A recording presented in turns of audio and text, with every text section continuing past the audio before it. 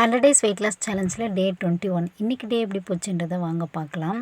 இந்த 21 டேஸில் கண்டினியூஸாக என்னோடய வீடியோஸை பார்த்துருந்தீங்கன்னா உங்களுக்கே சேஞ்சஸ் தெரியும். என்னோடய ஃபேஸில் நல்லா க்ளோ கிடச்சிருக்கு.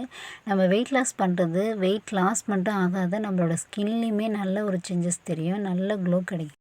எப்பயும் போல் எம்டி ஸ்டொமக்கில் கீ, ஹாட் வாட்டர், அப்புறம் இன்றைக்கி சீரக தண்ணி தான் எடுத்துக்கிட்டேன். இன்றைக்கி பிரேக்ஃபாஸ்ட் வந்து ராகியும் கம்பும் சேர்ந்ததில் 2 முட்டை தோசை எடுத்துக்கிட்டேன். ஒரு கரண்டி மாவு அளவுக்கு இது கூட கொஞ்சமாக தேங்காய் சட்னி வச்சு எடுத்துக்கிட்டேன். இது கூடவே ஒரு சின்ன கப்பில் டீயும் எடுத்துக்கிட்டேன். இன்றைக்கி வந்து கிளைமேட் ரொம்ப நல்லாயிருக்கு, மழை பெஞ்சிட்டே இருக்குது. ஒரு 1 மணி போல் நான் கொஞ்சமாக பிளாக் காஃபி எடுத்துக்கிட்டேன். லைட்டாக வந்து வெள்ளை கரைசல் கொஞ்சமாக சேர்த்துக்கிட்டேன்.